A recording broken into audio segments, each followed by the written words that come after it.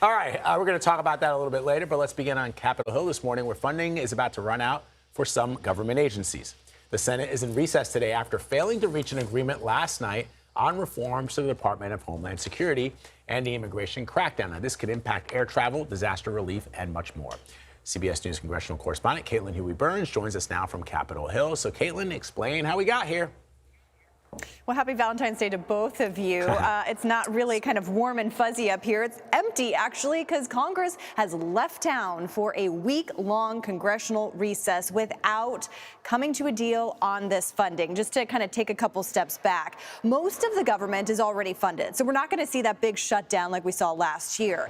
But when it comes to funding for the Department of Homeland Security, remember, Democrats said they weren't going to support long-term funding for the agency after the killings of 2 Americans in Minnesota, especially the killing of Alex Preddy. They said that they want reforms made to ICE. They won't support further funding for the agency unless those reforms are put in place. And now both sides have not been able to reach a deal. And to give you a sense of kind of how far apart they are and how far away we are from such a deal, take a listen to what leadership said.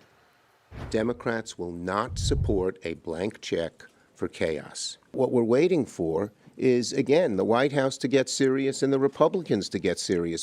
The ICE funding is already done for the entirety of the Trump administration, so they're not affecting that in any way. What they're going to do is shut down FEMA, Coast Guard, TSA, and things that hurt real people. All right, so you know that I have stopped betting on politics, so I'm not going to make a super prediction, but I am pretty confident to say that they are not going to make it in time for this midnight deadline tonight because they're not here. So this is likely to stretch on for several days, if not a week. Congress doesn't come back into session, guys, until February 23rd. Wow. It's a big break. I mean, so yeah. What kind of agencies are going to be impacted? Let's talk about that, Caitlin, because we keep saying that it's ICE. So which agencies are fully funded right now and which ones are going to be hit? Well, most of the government is funded. So think of things like food stamps, the bulk of the government is funded. That's not going to happen this time. DHS, though, the Department of Homeland Security, covers a lot of things, not just immigration and border patrol. So they oversee things like FEMA and disaster relief. They oversee TSA agents. And we saw that they had to work without pay in the last shutdown, leading to a lot of trouble for them, having to show up to work without a paycheck. Some didn't, weren't able to come at all. That led to flight delays. So that kind of thing could happen. We talked to one TSA worker yesterday who's been through 3 shutdowns in his decade-long career, so is planning for this again. The DHS also oversees things like cybersecurity, the Coast Guard.